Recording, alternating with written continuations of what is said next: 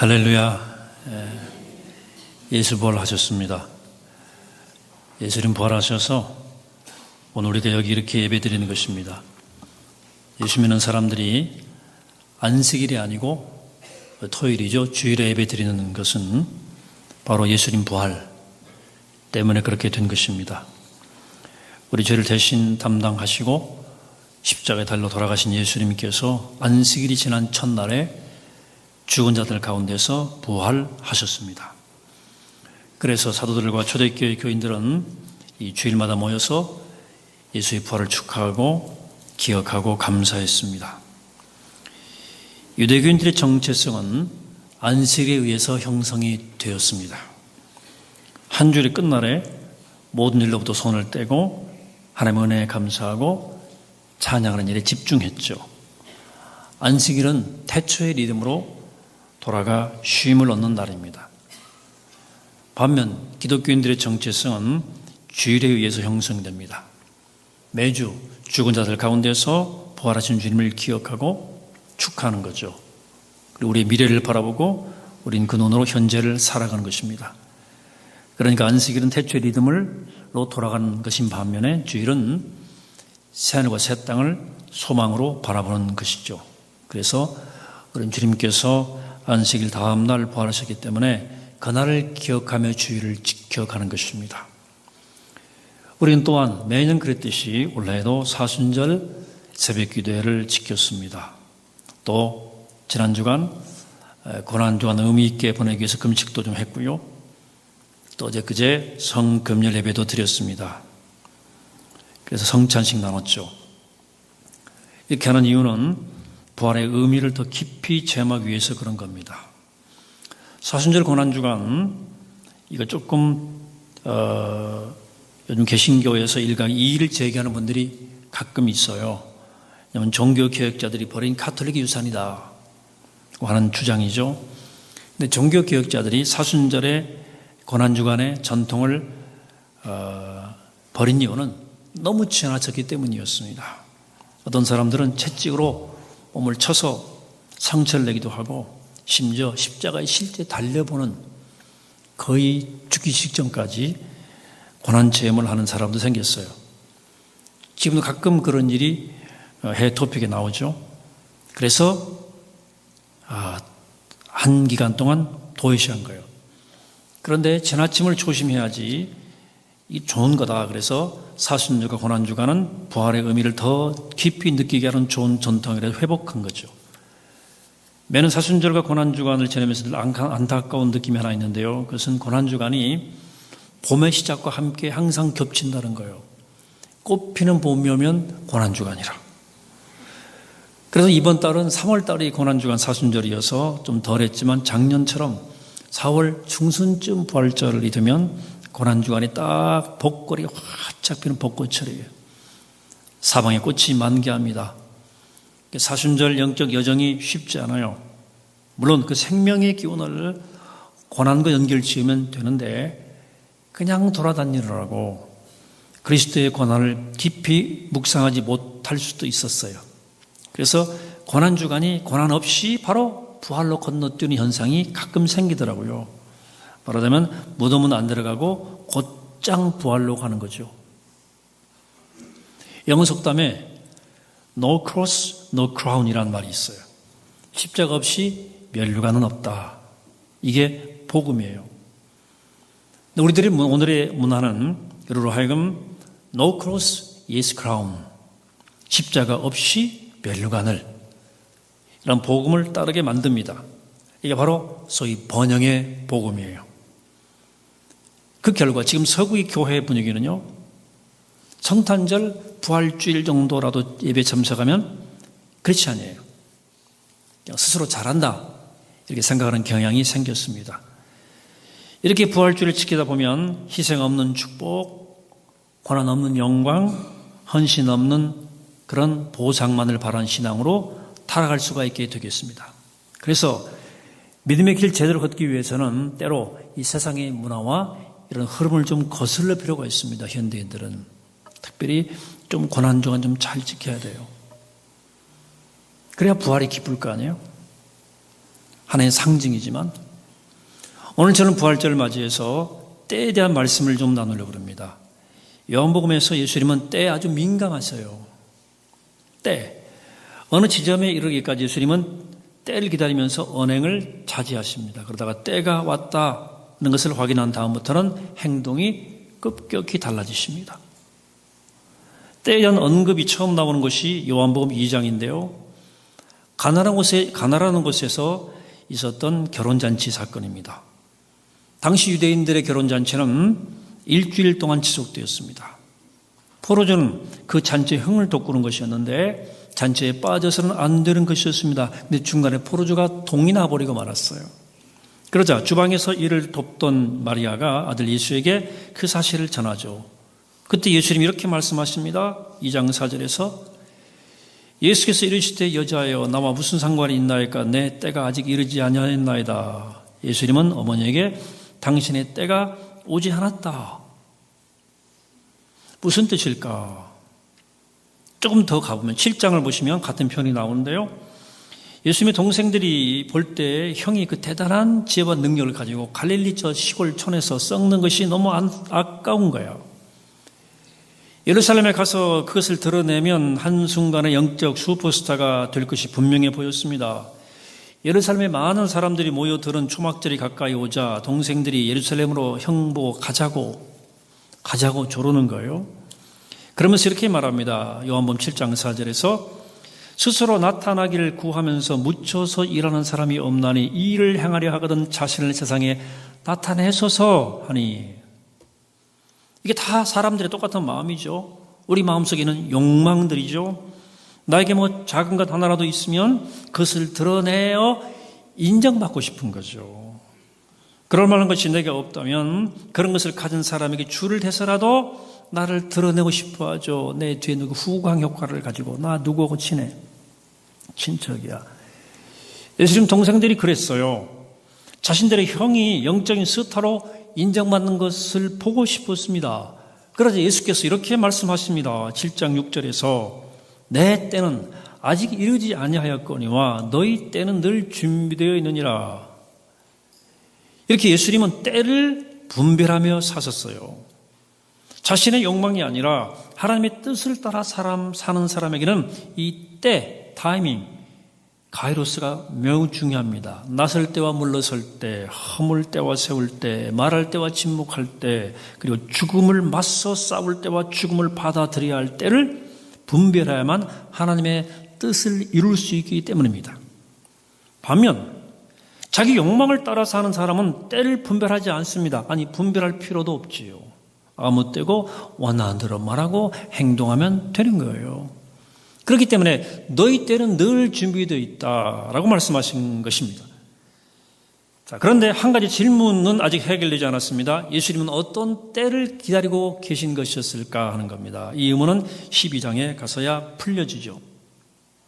예수님이 유월절을 맞아서 마지막으로 예루살렘에 올라갔어요. 예수님이 성전에 계실 때 헬라 사람들이 예수님을 만나고 싶어합니다. 제자 빌립이 이 소식을 예수님께 전합니다. 그때 예수께서 말씀하시는 거예요. 오늘 23절에 보니까 인자가 영광을 얻을 때가 왔다 그랬어요. 인자란 말은 예수님이 당신 자신을 가리키는 데 쓰신 말이에요. 그러니까 예수께서 그동안 기다려오신 때는 영광을 얻을 때라는 거죠. 자, 그렇다면 여기 영광을 받는 얻는 것은 무슨 의미냐? 메시아로서 인정받는 것을 말합니까? 이 세상에서 가장 높은 자리에 앉는 것을 말합니까? 로마 제국을 점령하고 온 세상의 왕으로 군림하는 것을 말합니까? 영광이라는 단어의 뜻을 생각하면 그럴 것 같습니다. 하지만 예수께서 말씀하시는 영광은 그와 정반대였어요. 인자가 영광을 얻을 때가 왔다는 말은 십자가에 달려 죽음을 당할 때가 왔다는 뜻입니다. 하나님의 뜻을 따라 자신을 낮추고 비워서 온갖 모욕과 고난을 받고 마침내 십자가에 달려 죽는 것이 예수님에게는 영광을 받는 일이었어요. 그리고 이어서 예수님이 오늘의 비유, 본문 그 유명한 밀알의 비유를 한 알에 썩는 밀알 비유를 하시는 거예요. 24절이죠. 내가 진실로 진실로 너에게 이르노니 한 알의 밀이 땅에 떨어져 죽지 아니하면 한 알 그대로 있고 죽으면 많은 열매를 맺느니라. 하나의 미랄에게 있어서 가장 큰 영광은 무엇입니까? 유리 접시에 담겨 찬장 맨 윗자리에 보관되어 있는 겁니까? 여러 가지 색깔로 장식되어서 보기 좋은 곳에 이렇게 전시되어 있는 것입니까? 아니죠. 많은 열매를 맺는 것이 씨앗의 가장 큰 영광입니다. 근데 그렇게 들으면 씨앗은 땅속에 심어져 죽어야 돼요. 죽기를 거부하면 열매는 없습니다. 지금 예수님은 당신 자신에 대해서 말씀하시는 거예요. 이제 곧 많은 모욕과 고난을 받고 십자가에 달려 죽게 될 것인데 그것은 영광이다. 많은 열매를 맺기 위해 치러야 할 대가다. 그렇기 때문에 십자가에 달려 죽는 것이 영광을 받는 것이라고 말씀하는 거예요. 우리 생각으로는 너무나 다르지 않습니까? 이어서 주님 말씀하십니다. 25절에서 자기의 생명을 사랑하는 자는 잃어버릴 것이요 이 세상에 자기의 생명을 미워하는 자는 영생하도록 보존하리라. 여기 생명이라는 단어가 2번 나오는데요. 사실은 3번입니다. 영생하도록 이란 말에도 이 생명이란 말이 들어있어요. 앞에 2번의 생명은 헬라어의 푸슈케로서 육신적 생명을 뜻하고 뒤의 생명, 조에는 영원한 생명을 뜻합니다. 그러니까 이 말을 정확히 번역하면 이런 게 되는 거예요. 자기의 생명을 사랑하는 사람은 잃을 것이요 이 세상에서 자기의 생명을 미워하는 사람은 자신을 영원한 생명에 이르게 할 것이다. 자, 근데 여기 생명을 사랑하다는 말과 그리고 생명을 미워하다는 표현 역시 매우 역설적 표현입니다. 예수님이 의도적으로 역설로 그렇게 표현하신 거예요. 여기 생명을 사랑하다는 말은 자신의 이기적 욕심을 따라 사는 것을 말하는 거예요. 마치 미랄이 썩지 않고 그대로 남아있으려는 것과 같습니다. 그렇게 되면 결국은 땅 속에서 썩지 않아도 썩어 늙어 죽는 거예요. 어차피 썩는 거예요. 또 생명을 미워하다는 말은 하나님과 다른 사람을 위해 자신을 내어주는 것을 말합니다. 이기적인 사람에게는 헌신과 희생이 자기를 미워하는 것처럼 보일 거예요. 손해보는 일이니까. 아무튼 그것이 진실로 자신을 사랑하는 방법이고라고 주님 말씀하시는 거예요. 그러면서 이렇게 덧붙여요. 사람이 26절에서 사람이 나를 섬기려면 나를 따르라. 나 있는 곳에 나를 섬기는 자도 거기 있으리니 사람이 나를 섬기면 내 아버지께서 그를 귀히 여기시리라. 예수님은 오직 하나님 아버지께서 인정하시고 귀히 여기시는 것만을 영광이라고 생각했어요. 그래서 스스로 자신을 높여서 사람들에게 영광을 받는 것에는 전혀 관심이 없으셨습니다. 또 하나님은 스스로 높이는 자를 낮추시고 스스로 낮추는 사람을 높이셨어요. 예수님은 당연히 스스로를 낮추시고 비우셔서 하나님의 뜻을 이루셨고 하나님은 예수님을 높여주셨어요. 부활하셨어요. 예수님은 제자들에게 당신처럼 하나님이 주시는 영광을 내 살아보라 라고 초청하시는 거예요. 그러므로 예수 부활을 믿는다는 말은 단순히 죽었던 사람이 살아났다 하는 사실을 믿는 차원을 넘어서는 거예요. 예수님의 부활은 예수님 하나님의 뜻에 하나님의 때에 순종한 결과예요. 하나님의 뜻에 순종하여 고난 받으시니 하나님께서 하나님의 때에 하나님의 방법으로 예수를 무덤에서 일으키셨습니다. 이게 예수 부활의 뿌리예요. 부활은 십자가의 결과예요. 부활은 예수님이 하나님의 뜻에 순종하신 결과의 열매라 그 말입니다. 그래서 부활에 대한 믿음을 가지면 세상을 보는 눈이 달라지고 인생을 보는 눈이 달라지고 사는 방식이 달라집니다. 부활을 믿는 사람은 이미 보는 게 달라요. 이 세상을 하나님이 다스리고 계심을 정말 믿어요. 그래서 정말 중요한 것은 내 생각과 내 계획과 내 욕망 이루는 것이 아니라 하나님의 뜻이 하나님의 때에 이루어지는 것이라는 사실을 잘 압니다. 그렇기 때문에 네 자신의 목숨을 지키는 것이 인생의 궁극적 목적이 아님을 너무나 잘 알아요. 하나님의 뜻을 찾고 하나님의 때에 그 뜻을 위해 나를 내어주는 것이 가장 큰 영광임을 압니다. 그래 부활을 믿는 사람은 예수님처럼 하나님의 뜻과 하나님의 때를 찾습니다. 하나님의 뜻에 따라 내가 나세할 때와 물러세할 때, 내가 말할 때와 침묵할 때, 내가 살 때와 내가 죽을 때를 받아들이는 거예요. 그 때를 찾는 거예요. 이 때와 관련지어서 또 하나 주목할 대목이 있습니다. 예수님께서 예루살렘에서 활동하시는 동안에 대제사장들과 바리새파 사람들이 예수님을 잡아 죽으려고 기회를 노렸어요. 하지만 번번이 실패합니다. 그 대목을 요한 이렇게 우리에게 적어주고 있습니다. 요한복음 7장 30절. 그들이 예수를 잡고자 하나 손을 대는 자가 없으니 이는 그의 때가 아직 이르지 아니하였음이로라. 8장 20절. 이 말씀을 성전에서 가르치실 때에 헌금함 앞에서 하셨으나 잡는 사람이 없으니 이는 그의 때가 아직 이르지 아니하였음이로라. 이 두 구절은 뭘 말하고 있는 거예요? 하나님의 때가 이르기 전에는 그 무엇도 예수를 어떻게 할 수 없었다는 사실입니다. 하나님의 때가 아니면 예수를 그 누구도 손댈 수 없어요. 하나님의 정한 때가 있는데 그 때를 망칠 수 있는 사람은 자기 자신뿐이에요. 하나님의 뜻을 분별하지 않고 자기 욕심대로 행하면 하나님의 때에 하나님의 일이 이루어지지 않습니다. 하지만 하나님의 뜻을 분별하고 그 뜻을 따르는 사람을 다른 사람이 혹은 다른 환경이 막거나 방해 못합니다.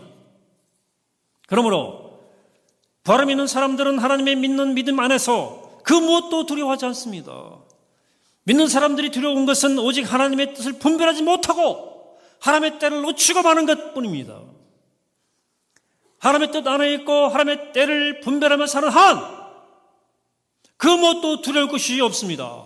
주일 말씀하셨지 않았었습니까? 마태복음 10장 29절에서 참새 2마리가 한 낫사로에 팔리지 않느냐. 그러나 너희 아버지께서 허락하지 아니하시면 그 하나도 땅에 떨어지지 아니하리라. 참새 1마리가 죽고 사는 것도 하나님의 때를 따라 이루어지는 것이야 하는 말이에요. 그러니까 부활을 믿는 사람에게는 언제 어떤 형태로 죽음이 온다 할지라도 두렵지 않아요.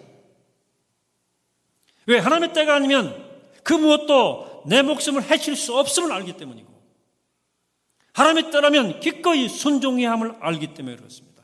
이게 부활을 믿는 사람의 태도예요. 그러므로 험한 세상, 질병과 사고로 언제 어떤 모습으로 죽음을 당할지 모르는 이 시대에도 믿는 사람들은 담대하게 살아갈 수 있습니다. 왜? 하나님의 때가 아닌 한 어떤 것도 날 해칠 수 없습니다. 그리고 나에게 어떤 일이 생긴다면 하나님께서 마땅한 때에 허락하신 것이에요. 우리는 그걸 믿습니다. 그러므로 부활을 제대로 믿어야 십자가가 뭔지를 알 수 있어요. 부활을 믿어야만 희생과 썩어짐과 자기 부정이 뭘 말하는지를 알아요. 여러분, 부활을 믿어야 죽을 수 있지 않겠습니까? 여러분, 부활과 생명을 믿어야 우리가 썩을 수 있지 않겠습니까? 그걸 못 믿고는 못 썩지.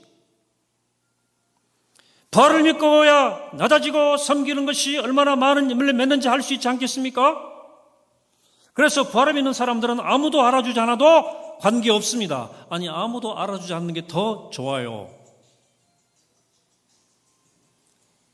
나만의 비밀이잖아요. 혹시 사람들로부터 바보 취급하라도 관계없습니다. 예수님 십자가를 지신다고 그럴 때 아무도 찬성한 사람 한 명도 없었어요. 다 반대했어요. 하지만 주님께서는 하나님의 주권을 믿으셨기 때문에 자신을 비우고 낮추고 마침내 십자가에 달려 죽으셨고 마침내 부활하셨습니다. 자, 부활을 믿는다는 것은 때가 오기까지 오직 하나님만 아시는 그것을 믿음으로 보는 거예요. 그리고 그래서 기자는 말씀합니다. 믿음은 바라는 것들의 실상이요 보지 못하는 것들의 증거다 그랬어요. 믿음으로써 하나님이 그분이 보시는 것을 우리도 본다는 뜻이에요. 아니, 볼 수 없어도 관계없어요. 우리는 보지 못하고 알지 못하지만 하나님 그분이 알고 계시고 또한 그분이 보고 계시잖아요. 그렇기 때문에 우리는 하나님을 믿고 하나님의 뜻을 찾으며 때를 분별하며 살아가는 것입니다. 사랑하는 성도 여러분, 우리 참된 부활신앙을 가지시길 축복합니다. 부활이 열어주는 새로운 세상을 볼 수 있게 되길 바랍니다. 뭐요? 인간적인 계산과 판단을 따라 사는 것이 아니라 우리 욕망과 우리의 충동과 나의 기호, 선호를 따라 사는 것이 아니라 하나님의 뜻을 분별하며 하나님의 때에 그분이 인도하신 대로 살기를 힘쓰게 되기를 바랍니다. 그렇게 삶으로 하나님의 때를 믿고 이 땅에서 주님처럼 나라지는 길, 비우는 길, 섬기는 길을 걸어가 주님의 십자가와 그분의 부활의 승리에 놀랍게 동참하는 복된 우리 모두가 되기를 이 아침에 주의 이름으로 간절히 축원합니다. 기도하시겠습니다.